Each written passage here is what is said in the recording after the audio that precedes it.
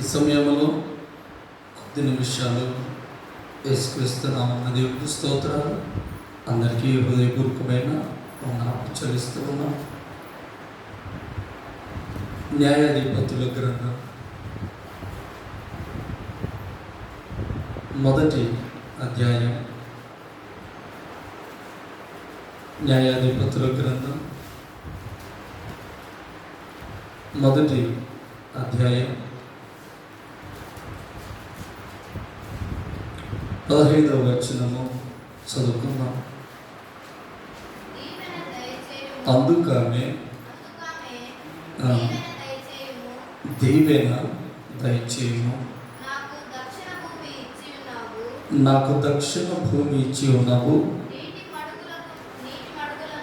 నీటి మడుగులను కూడా నాకు దయచేయము. హల్లెలూయా.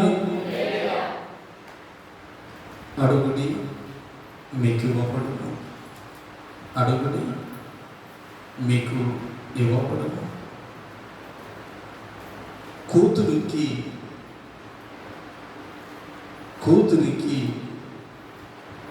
కాలేబు దక్షిణ భూమి ఇచ్చి ఉన్నాడు.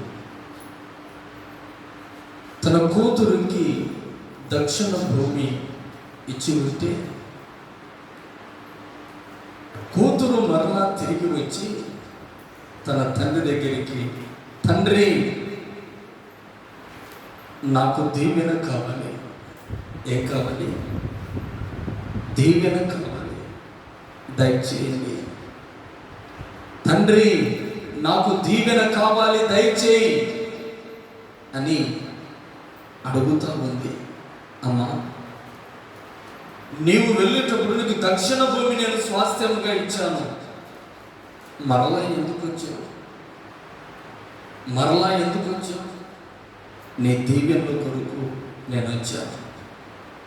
ఈ భూలోకములో పిల్లలు తల్లిదండ్రుల దీవెనల కొరకు వస్తూ ఉన్నారు. అలాగే నీవు కూడా, నేను కూడా గత నెలంతటినీ దేవుడు ఆశీర్వదించాడు. గత నెలంతటినీ దేవుడు దీవించాడు. గత నెలంతయు వాగ్దానము చేత ప్రభు మాట్లాడి ఉన్నాడు. నిబ్బరము కలిగి ధైర్యముగా ఉండు అన్నాడు. ఎన్నో ప్రమాదాలు వస్తాయి, ఎన్నో ఇబ్బందులు, ఇరుకులు వస్తాయి, కానీ నేను నీకు తోడై ఉన్నాను అన్నాడు. ఏమన్నాడు? నేను నీకు తోడై ఉన్నాను అన్నాడు. తోడై ఉండిన దేవుడు, తోడై ఉండిన దేవుడు ఇదిగో 4వ మాసం అంతటినీ కాపాడి ఉన్నాడు. ఎన్నో ప్రమాదాలు, ఎన్నో ఇబ్బందులు, ఎన్నో ఇరుకులు, ఎన్నో బలహీనతలు, ఎన్నో ప్రాణాపాయ స్థితులు దేవుడు అన్నిటినీ కాపాడి ఉన్నాడు. ఎన్నో శ్రమలు వచ్చినా నీవు మాత్రం ధైర్యంగా నేను కాపాడుతానన్నాడు దేవుడు. సంఘ బిడ్డలందరినీ ఎటువంటి ప్రమాదం లేకుండా 4వ నెలంతా కాపాడి ఉన్నాడు. హల్లెలూయా. అలాగే ఈ నెల 5వ నెల ప్రభు మాట్లాడుతూ ఉన్నాడు. ఒక కుమార్తె తండ్రి దగ్గరికి వచ్చి తండ్రిని అడుగుతా ఉంది, తండ్రి నాకు నీ దీవెనలు కావాలి, నాకు నీ దీవెనలు కావాలి తండ్రి అన్నప్పుడు తండ్రి నేను నీకు దయచేస్తానని వాగ్దానం చేస్తూ ఉన్నాడు. ఈ రోజున దేనికి మీరు మందిరానికి వచ్చారో, ఏ విషయంలో దేవుని మందిరానికి వచ్చారో అది మీరు అడగడం లేదు. దేవుని మందిరానికి వచ్చాము అంటున్నారు, వస్తున్నారు, వెళ్ళిపోతున్నారు, అంతేనా? తండ్రి దగ్గరికి ఎలా వస్తుంది కుమార్తె? అవసరము తీర్చుకోవడానికి వస్తూ ఉంది, అవసరంతో వస్తూ ఉంది. ఎందుకు? నా తండ్రి నాకు దక్షిణ భూమి ఇచ్చి ఉన్నాడు, ఆ దక్షిణ భూమిని తడపడానికి నీటి మడుగులు లేవు. ఆ నీటి మడుగులకు కావాలని ఆశతో, ఒక కోరికతో మరలా దక్షిణ భూమి ఇచ్చిన తన తండ్రికి, తన తండ్రి దగ్గరికి ప్రయాణము కొనసాగింది. ఈ రోజున నీ ప్రయాణంలో ఏదో ఒక కోరికతో మందిరానికి రావాలి, ఏదో ఒక అవసరంతో దేవుని మందిరానికి వచ్చావు. ఆ అవసరాన్ని అడగకుండానే మందిరం నుంచి వెళుతున్నావు. ఆ దీవెనలు పొందుకోకుండానే వెళుతున్నావా? ఈ దినమందు ప్రభు సన్నిధికి ఏ మనవులతో వస్తూ ఉన్నావు, ఏ కోరికతో వచ్చావో ఆ కోరికలు అవి అన్నీ నా ప్రభు నీకు దయచేయునుగాక. ఆమేన్. హల్లెలూయా, హల్లెలూయా. ఏ మాటతో, ఏ కోరికతో, ఏ మనవులతో వచ్చావో, ఏది అడగాలని దేవుని సన్నిధికి వచ్చావో అవన్నీ దేవుడు అంటున్నాడు, నేను నీకు దయచేస్తూ ఉన్నాను. ఆ రోజున తన కుమార్తె వచ్చి, నాన్న దక్షిణ భూమి నాకు ఇచ్చావు కదా, నీటి మడుగులు లేవు, నీళ్ళుంటేనే భూమి పండేది, ఆ నీరు లేదు కదా, ఆ నీరు నాకు దయచేస్తే, ఆ నీటి మడుగులు నాకు దయచేస్తే నేను కూడా సంతోషంగా ఆశీర్వాదకరంగా ఉంటాను. ఇప్పుడు నాకు దీవెనలు కావాలి, నాకు ఆ దీవెనలు ఏమిటమ్మా అని అడిగితే నీటి మడుగులు కావాలి, నాకున్న పొలము ఆశీర్వదించబడాలి అంటే నీ దీవెనలు కావాలి అని అడిగినట్లుగా నీవు కూడా నీ కుటుంబంలో ఏ అవసరత ఉందో, ఏ కొదువ ఉందో వాటన్నిటిని పొందుకోవడానికి ఈ బలారాధన రోజున దేవుడు అంటున్నాడు, నేను దయచేస్తూ ఉన్నాను, నీవు అడగగలిగితే. హల్లెలూయా, హల్లెలూయా. నువ్వు ఏది అడుగుతూ ఉన్నావో అది నీకు దేవుడు దయచేయాలని కోరుకున్నాడు. అదే విధానముగా ఆ గ్రంథములో ప్రభు మాట్లాడు, ఆ గ్రంథంలో ఇదిగో కాలేబు మాట్లాడుతున్న మాట ఏమిటంటే, దక్షిణ భూమి నాకు ఇచ్చి ఉన్నావు, నీటి మడుగులను కూడా నాకు దయచేయమనను. అప్పుడు కాలేబు ఆమెకు మెరక మడుగులను, పల్లపు మడుగులను ఇచ్చాడు, దయచేశాడు, ఇచ్చివేశాడు. అడిగినది కాలేబు తన కుమార్తెకి ఇచ్చి ఉన్నాడు. ఈ రోజున నీవు నన్ను ఆరాధించుచున్న దేవుడు సర్వశక్తిమంతుడు. హల్లెలూయా. నీవు ఏది అడగగలిగితే యువటకు సర్వసమర్థుడై ఉన్నాడు దేవుడు. నీవు కూడా అడగగలిగితే ఈ దినమందు నీవు ఏది కావాలని అడగాలని కోరుకున్నావో అది నీకు దేవుడు దయచేయాలని ఈ నెల వాగ్దానం చేస్తూ ఉన్నాడు. ఈ నెలలో నీకు ఏది కావాలి అది నీవు అడగమంటున్నాడు, నేను నీకు అది ఇస్తాను అంటున్నాడు. ఇచ్చే దేవుడు సిద్ధముగా ఉన్నాడు. అడగడానికి నీవు సిద్ధముగా ఉన్నావా? ఏ మనవి కావాలో, నీ కుటుంబంలో ఏది కొరతగా ఉందో వాటన్నిటిని దేవుడు దయచేయాలని కోరుకుంటున్నాడు కనుక, అయ్యా నా కుటుంబంలో ఇది కావాలని నీవు అడిగేటట్లుగా ఉండాలి. హల్లెలూయా, హల్లెలూయా. 2వ దినవృత్తాంతములు 6వ అధ్యాయము 27వ వచనము చదువుకుందాం. చదవగలిగిన వారు త్వరగా సహకరించండి. ఆలకించి నీ సేవకులను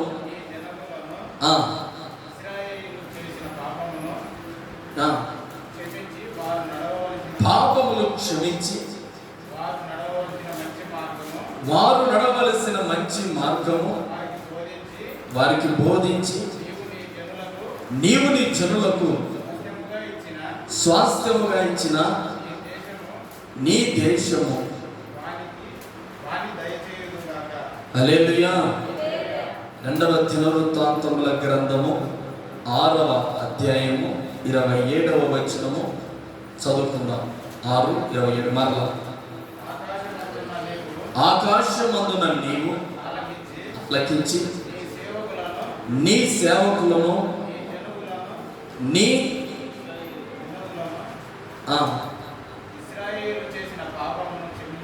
ఇశ్రాయేలీయుల పాపమును క్షమించి వారు నడవవలసిన మంచి మార్గమును వారికి బోధించి నీవు నీ జనులకు స్వాస్థ్యముగా ఇచ్చిన నీ దేశమున వాన దయచేయును. హల్లెలూయా. వాన కావాలి, వాన దయచేయును. నీ పాపములన్నీ క్షమించి దేవుని ఆలయంలోనికి వచ్చినప్పుడు ఏది కావాలో అది నీవు అడగాలి. తన తండ్రి దగ్గరికి వెళ్ళి, తండ్రి భూమి సమృద్ధిగా ఉంది, నీటి మడుగులు లేవు అని అడిగినప్పుడు తండ్రి ఏం చేశాడు? నీటి మడుగులను ఇచ్చాడు. ఒక లోకంలో ఉన్న ఒక తండ్రి దీవెనలు దయచేస్తా ఉంటే ఆకాశం ముందు నీ నా పాపములను క్షమించే దేవుడు నీవు అడిగిన వాటిని దయచేయలేడా? దయచేటకు సమర్థుడై ఉన్నాడు. వాన కావలను అని అడిగినప్పుడు దేవుడు వాన దయచేయనుగాక. ఆమేన్. హల్లెలూయా. ఈ భయంకరమైన వెంటలు వాతావరణంలో దేవుడు ఈ మాసములో దేవుడు చక్కటి వానలు దయచేయనుగాక. దయచేయాలి అంటే నీవేమడగాలి? ఒక తండ్రి ఏది అవసరమో కుమార్తె తెలుసుకొని అడిగినప్పుడు తండ్రి వాటికి దయచేసినట్లుగా ఈ నెలలో కూడా నీవు ఏ అవసరంతో వచ్చావో తెలియదు. నేనైతే అంటున్నాను, ప్రభా వాన దయచేయమని నేను అడుగుతూ ఉన్నాను. అదే అధ్యాయం 30, అదే అధ్యాయంలో 33వ వచనంలో అంటున్నాడు, మరియు 33వ వచనంలో నీ నివాస స్థలములకు ఆకాశము నుండి నీవు వారి ప్రార్థన ఆలకించి నీ జనులు ఇశ్రాయేలును తెలుసుకున్నట్లు భూజనులందరూ నీ నామమును తెలుసుకొని నీ యందు భయభక్తులు కలిగి నేను కట్టిన ఈ మందిరమునకు నీ పేరు పెట్టబడినని గ్రహించినట్లుగా ఆ అన్యులు నీకు మొరపెట్టిన దానిని నీవు దయచేయుగాక. ఎవరు అన్యులు మొరపెట్టినా కూడా దేవుడు దయచేస్తానంటున్నాడు. దేని నీ అవసరం ఏమిటి? ఒక బాప్తిసం తీసుకున్న వ్యక్తే కాదు, ఒక రక్షించబడిన వ్యక్తే కాదు, ఏ అన్య జనాంగమును కూడా ఈ మందిరంలోనికి వచ్చి అయ్యా నాకు ఇది కావాలి అంటే అది దేవుడు దయచేసే దేవుడే ఉన్నాడు. ఈ రోజున మనమందరం మనము చేసిన పాపములు క్షమించండి ప్రభాని అడగడమే కాదు, దేశ క్షేమము కొరకు, రాష్ట్ర క్షేమము కొరకు ప్రభా వాన దయచేయడానికి ప్రార్థన చేయాలి. హల్లెలూయా అని దేవుని అడగాలి. ఒక రోజున ఏలియా ప్రవక్త ఇదిగో దేవునికి విరోధమైన జనాంగములను అందరినీ సంహరించి వధించి కర్మేలు పర్వతం మీద ఇదిగో 2 మోకాళ్ళ మధ్యలో తన తలను ఉంచుకొని ఎలుగెత్తి దేవుని కొరకు ప్రార్థన చేస్తూ ఉన్నాడు. దేవా ఇదిగో నీకు విరోధాన్ని ఖండించాను, ఈ దినమందు వర్షము దయచేయుడి ప్రభాని కర్మేలు పర్వతం మీద ఏలియా ప్రార్థన చేస్తూ ఉన్నాడు. ప్రార్థన చేస్తా ఉంటే తన దాసుని పంపాడు. దాసుడా ఆకాశం వైపు చూచి ఏం జరుగుతుందో చూడు అంటే వాడు మెరకనెక్కాడు. ఆ గుట్టనెక్కి చూస్తూ ఉంటే సముద్రం కనపడుతూ ఉంది. అయ్యా నాకేమీ కనపడలేదు అన్నాడు. 7 మార్లు ఎక్కి చూడు అన్నాడు. 7వ మార్లు ఎక్కినప్పుడు ప్రవక్త సముద్రముల నుండి మానవుని హస్తము వంటి హస్తము మేఘములాగా ఎక్కుతా ఉంది. అప్పుడు అన్నాడు, సమృద్ధైన వాన కురుస్తుందని అహబుకు చెప్పు, రాజుకు చెప్పు, యెజెబెలుకు చెప్పు. ఈ రోజున దేవుడు అంటున్నాడు నీవు కూడా మోకాళ్ళ ప్రార్థన.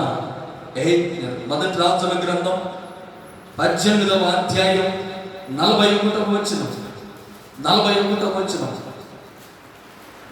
మొదటి రాజుల గ్రంథం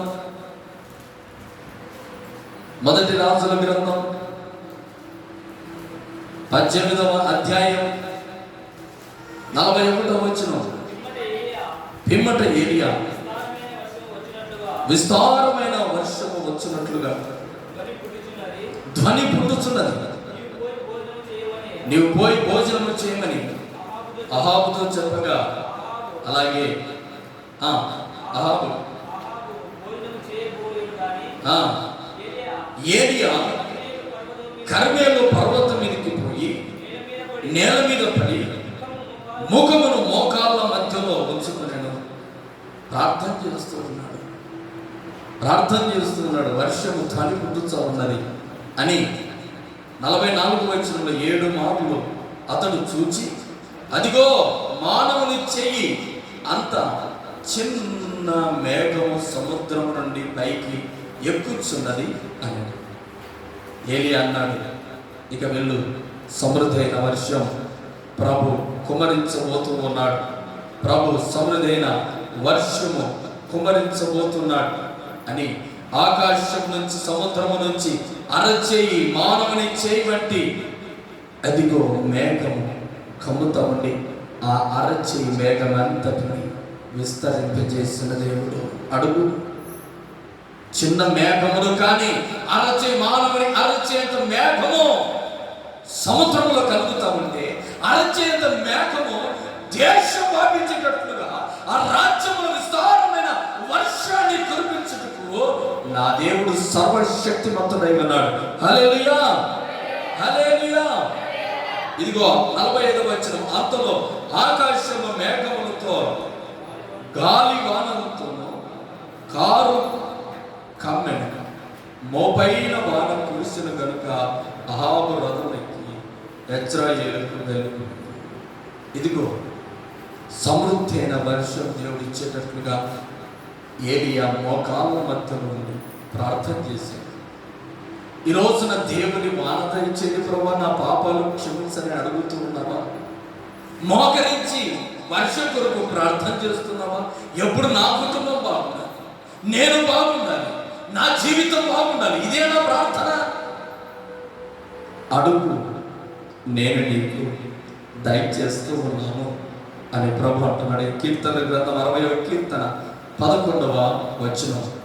60వ కీర్తన 11వ వచనం చదువుకుందాం. 60వ కీర్తన.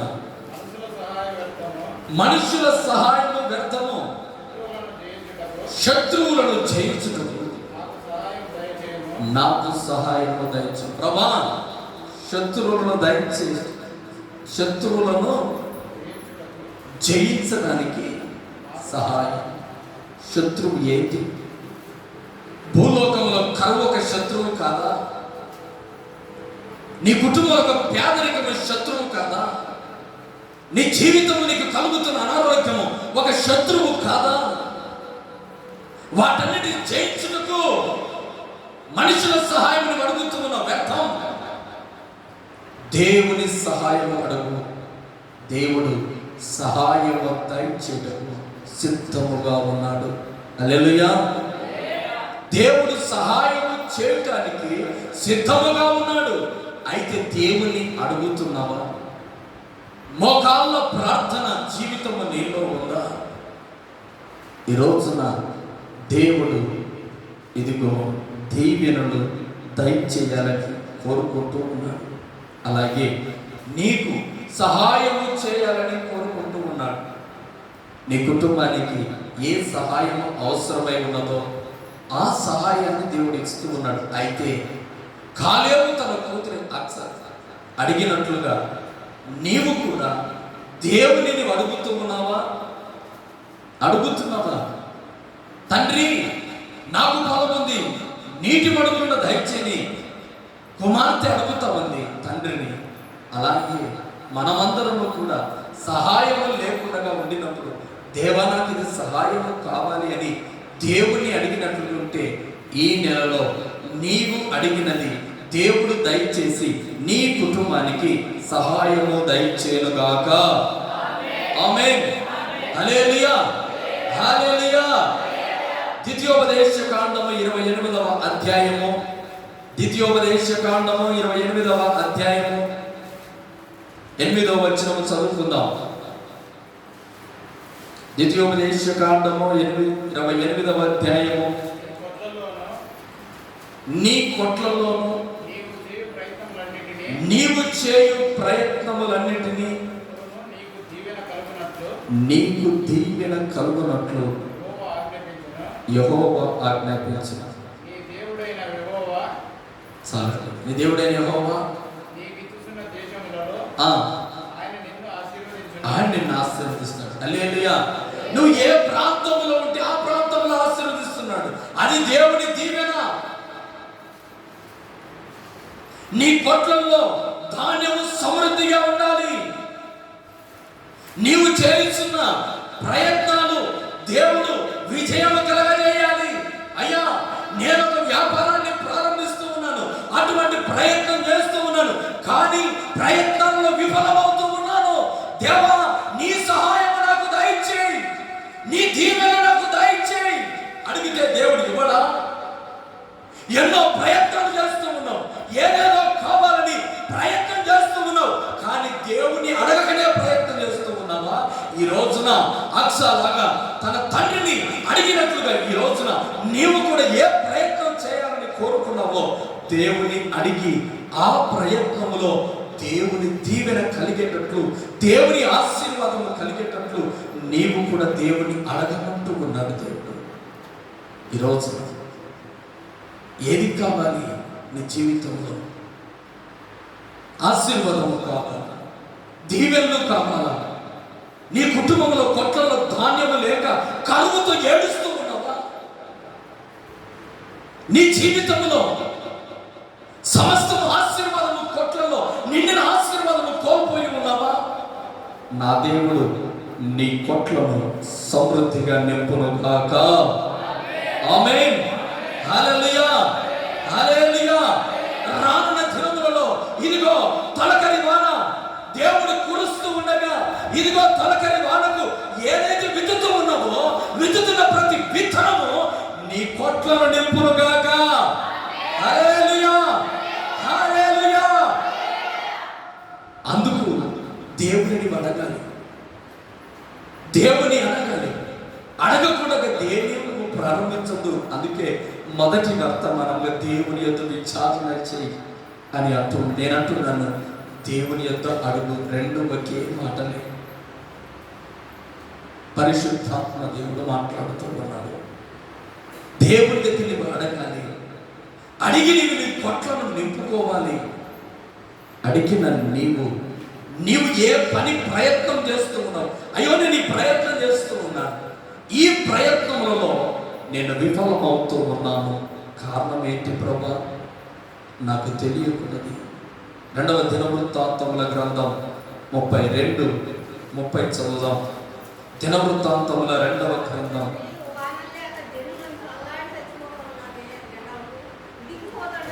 అని నీవు 2వ దినవృత్తాంతముల గ్రంథం 32వ అధ్యాయము 30వ వచనములు అంటుంది, హిజ్కియా తాను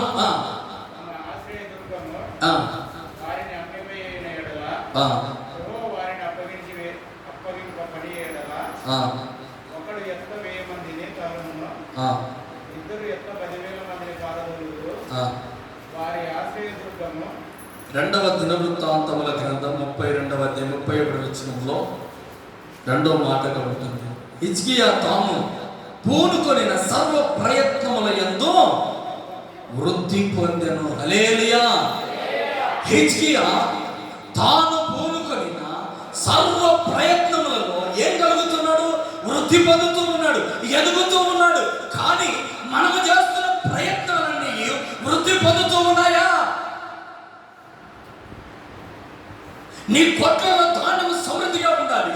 నువ్వు చేస్తున్న ప్రయత్నములలో దేవుని దీవెన కలగాలి అంటే, దేవుని దీవెన నీవు చేస్తున్న ప్రయత్నాలలో ఉంటే, నువ్వు ఏ ప్రయత్నం చేసినా, ఏ పని పూనుకున్నా ఆ పనిలో నీకు వృద్ధి కలుగుతుంది. అదే దేవుని దీవెన, అదే దేవుని ఆశీర్వాదం. ఈ రోజున నీవు చేస్తున్న ప్రయత్నములలో వృద్ధి వృద్ధి పొందుతూ ఉన్నావా? వృద్ధి పొందలేదు అంటే మోకాళ్ళ ప్రార్థన తగ్గి ఉంది. హల్లెలూయా. అలాగే మోకరించి అనుభవం లేవు, దేవుని అడగడం లేదు. ఏదో అడిగినట్లుగా, ఏదో మనుషుల సహాయం అడిగినట్లుగా, మనుషుల సహాయం వ్యర్థమంటావంటే మనుషులను బ్రతిమలాడుతున్నావు, మనుషుల దగ్గర సమయాన్ని కేటాయిస్తున్నావు, మనుషుల దగ్గర సమయం అంతా వృధా చేస్తున్నావు. కానీ దేవుని దగ్గరకు వచ్చి ఎప్పుడైనా ఒక గంట సేపు దేవుడి యొక్క ప్రభాయి ప్రయత్నం చేస్తున్నాను, వృద్ధిలోనికి నడిపించు, నీ దీవెనలు కావాలని అడిగావా? అడగలేదే. మనుషుల దగ్గర సమయం గడుపుతున్నావు, ఇది ఎలా చేయాలి, ఇది ఎలా చేయాలని. దేవుడు మనుషుల కన్నా దేవుడు పెడుతున్నా, మనుషులు అడగడం లేదు. అందుకే నీవు చేస్తున్న ప్రతి ప్రయత్నంలో విఫలమవుతున్న వృద్ధి కాలేదేమో. దేవుడి నెల చెబుతున్నాడు, నిన్ను వృద్ధి చేయునుగాక. నువ్వు ఏ పని ప్రయత్నం చేస్తున్నావో, ఏ ప్రార్థన చేస్తున్నావో, ఏది అడుగుతున్నావో అది దేవుని దీవెన పొందేటట్లుగా పొందిన నీవు వాటిలో నీవు వృద్ధి పొందుదువుగాక. ఆమేన్. హల్లెలూయా. హల్లెలూయా. చాలా మంది వృద్ధి పొందడం లేదు, ప్రయత్నాలు విఫలమవుతూ ఉన్నాయి. చేస్తున్న ప్రతి ప్రయత్నం విఫలమవుతూ ఉంది. ఇదిగో సముద్రంలో కూడా బలముగా మనుషులందరూ చెట్లను వేస్తూ ఉన్నారు. ఎందుకు? అద్దరికి చేరాలని తన చెట్లను బలముగా వేస్తూ ఉన్నారు. నేను ఎలాగైనా గమ్యానికి చేరాలి. ఈ గాలి తుఫానులు, ఇదిగో ఈ అలలు తాకిడికి నేను నా ఓడ, నా సర్వ సంపదలన్నీ ఈ సముద్రంలో మునిగిపోతాయి కనుక నేను ఎలాగోలాగా అద్దరికి చేరాలని ప్రయత్నాలు చేస్తూ ఉన్నారు. కానీ ప్రయత్నాలన్నీ విఫలమవుతున్న యోనా గ్రంథం 1వ అధ్యాయం 13వ వచనం చదువుదాం. అన్ని ప్రయత్నాలు విఫలమవుతూ ఉన్నాయి. ఎంత ప్రయత్నం చేసినా కూడా ప్రయత్నం అద్దరికి రాలే. ఎంత ప్రయత్నం చేసినా అద్దరికి రాలే. చదువుదామా? యోనా గ్రంథం 1వ అధ్యాయం 13వ వచనం. వారు చదువురండి. ఓడను తరికి తెచ్చుటకు చెట్లను బలముగా వేసి గాలికి తమకెదురై తుఫాను బలము చేత సముద్రము పొంగి ఉండుట వలన వారి ప్రయత్నము వ్యర్థమైంది. గాలిని పంపింది ఎవరు? దేవుడు. సముద్రముల అలజడి కలిగించింది దేవుడు. ఎందుకు? ఆ ఓడలో దేవునికి విరోధమైన కార్యం చేయడానికి, దేవుని మార్గము వద్దనుకొని విరోధముగా ప్రయాణం చేస్తున్నాడు యోనా. నీ కుటుంబంలో ఏదో ఒకటి విరోధమైనది. నీ జీవితంలో, నీ కుటుంబము, నీ జీవితం తలకిందులు కావడానికి, నీ ప్రయత్నాలు విఫలమవుతున్నట్టు గల కారణం ఆ ఓడలో ఏముంది? దేవునికి విరోధం ఉంది. దేవునికి విరోధమైన ప్రయాణం ఉంది. అందుకే ఆ ఓడ అతనికి చేరలేకపోతుంది, అనుకున్న గమ్యానికి చేరలేకపోతుంది. నీవు అనుకున్న పని నెరవేరకుండా ఉండడానికి గల కారణం ఏదో ఒకటి ఉంది నీ జీవితంలో. అది తొలగించుకో. నీ ప్రయత్నం సులువుగా ఉంటుంది, నీ ప్రయాణం సులువుగా ఉంటుంది. నీవు అనుకున్న గమ్యానికి నువ్వు చేరాలి అంటే దేవునికి విరోధం ఏదో నీ జీవితంలో ఒకటి ఉంది. ఆ ఒకటి తగ్గించుకోవడానికి మోకరించి ప్రార్థన చేయి. ఆ ఒకటి తీసేయండి ప్రభుని దేవుని అడుగు. నీ సర్వ ప్రయత్నాలు హిజ్కియా జీవితంలో నెరవేరినట్లుగా నీ జీవితంలో కూడా నా దేవుడు నీ ప్రయత్నాలన్నీ నా దేవుడు సఫలీకృతం చేయాలని కోరుకుంటున్నాను. హల్లెలూయా. హల్లెలూయా. హల్లెలూయా. అయ్యా, నేను ప్రయత్నం చేస్తున్నాను, మానవుడి సహాయం కోరుకుంటూ ఉన్నాను, ఆ వ్యక్తి వస్తే నాకు సహాయం చేస్తాడు అని నీవు అనుకుంటున్నావు. దానియేలును కూడా దర్యావేషు రాజు సింహపు బోన్లో పడకూడదని ఎంతో ప్రయత్నం చేశాడు. కానీ చేత కాలేదు. రాజు చేత కాలేదండి, మనుషుల చేత ఏమవుతుంది? ఏ రాజు చేత? దానియేలు గ్రంథం 6వ అధ్యాయం 14వ వచనం మాట చదువుకుందాం. దానియేలు గ్రంథం 6వ అధ్యాయం 14వ వచనం. త్వరగా బలారాధనలోకి వెళ్ళాలి. మాటలు బహుగా వ్యాకుల పడి దానియేలును తప్పించవలనని, రక్షింపవలనని తన మనస్సును దృఢపరుచుకున్నాడు. సూర్యుడు అస్తమించేంత వరకు అతన్ని విడిపించడానికి ప్రయత్నం చేశాడా?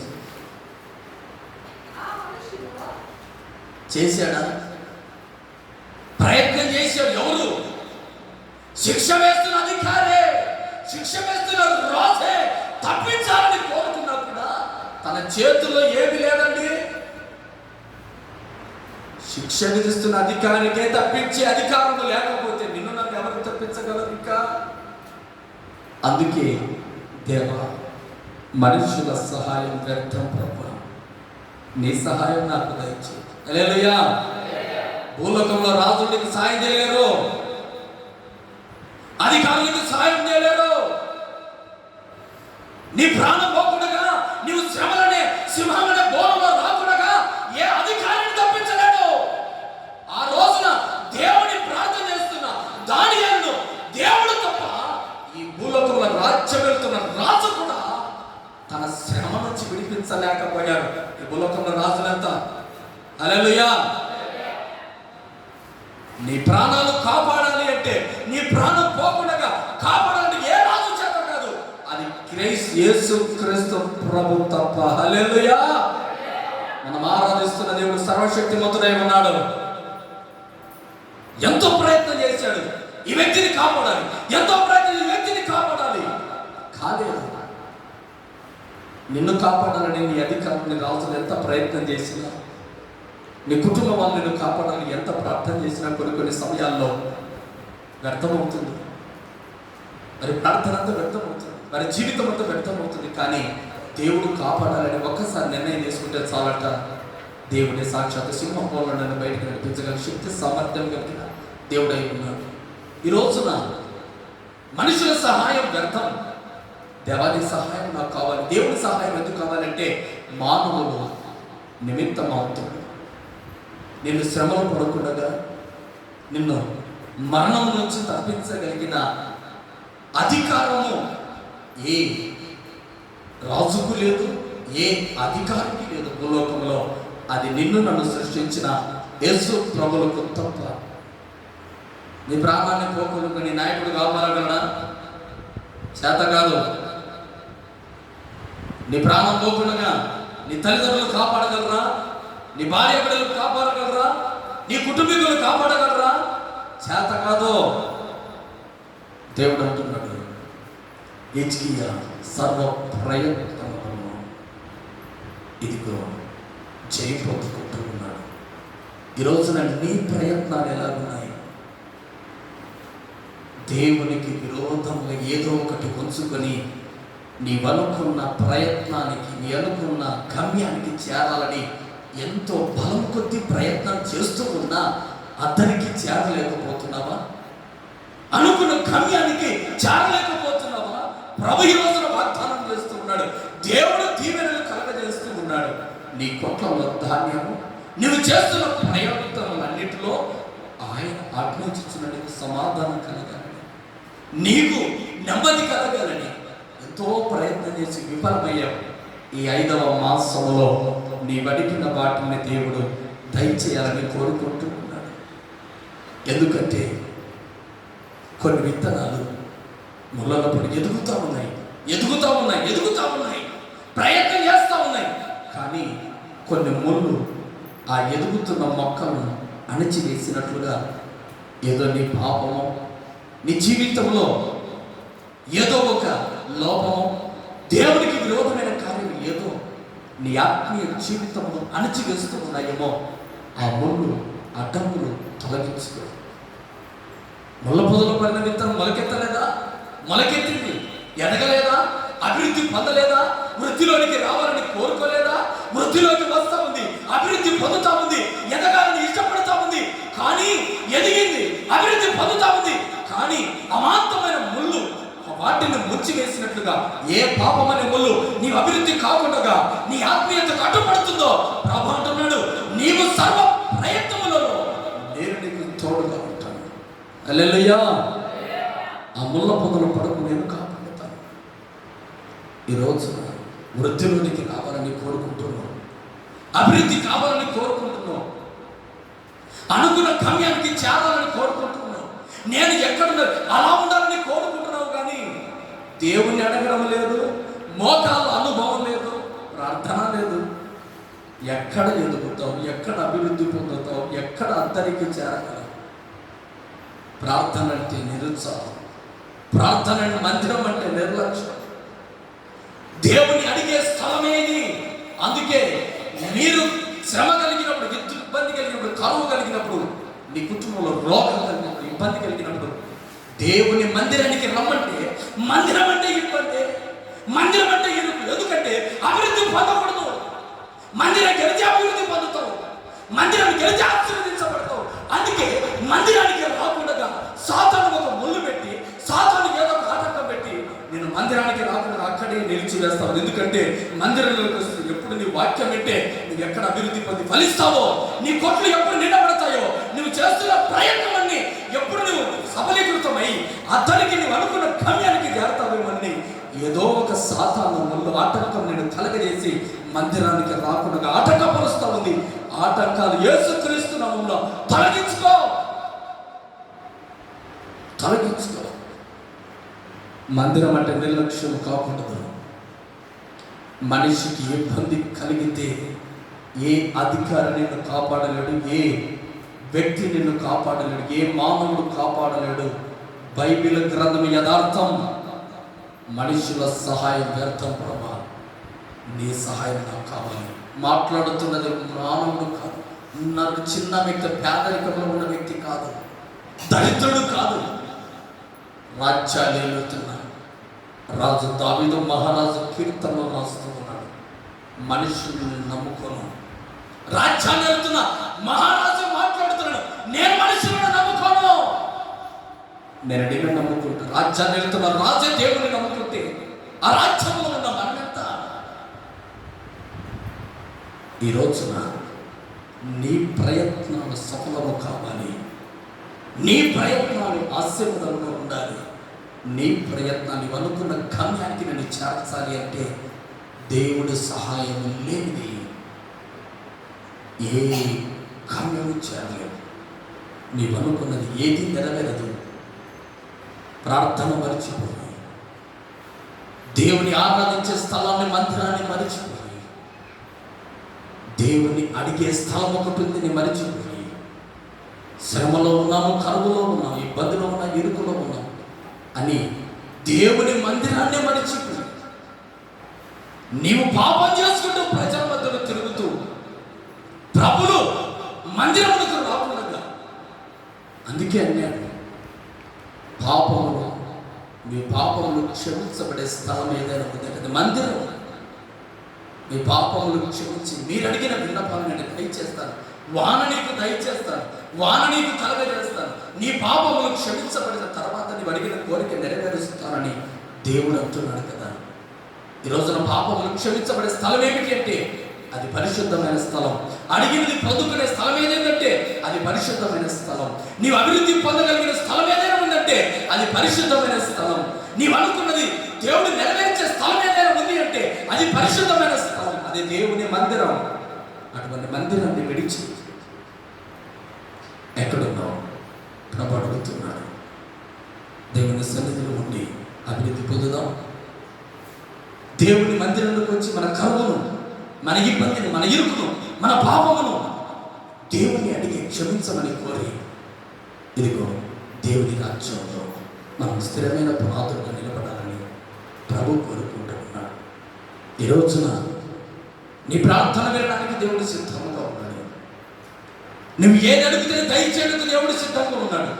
దీవెన దయచేస్తున్నాడు. నీ కొట్లు నింపేటట్లు నువ్వు చేస్తున్న ప్రయత్నాలు ఈ నెలలో ఆశీర్వాదకరంగా నింపేటట్లు దేవుడు నీ ప్రయత్నంలో, దేవుడు నీ కుటుంబంలో, నీవు చేస్తున్న పనిలో, ప్రతి ప్రయత్నంలో, ప్రతి పనిలో దేవుని దీవెన ఆశీర్వాదాలు మెండుగా ఈ నెలంతటికి దేవుడు దయచేయునుగాక. ఆమేన్, ఆమేన్. అందరూ మోకరించి ప్రార్థన చేద్దాం. స్తోత్రం, స్తోత్రం. అందరూ మోకరిద్దాం. స్తోత్రం, స్తోత్రం, స్తోత్రం, స్తోత్రం, స్తోత్రం. యేసయ్యా నీకు స్తోత్రం, స్తోత్రం.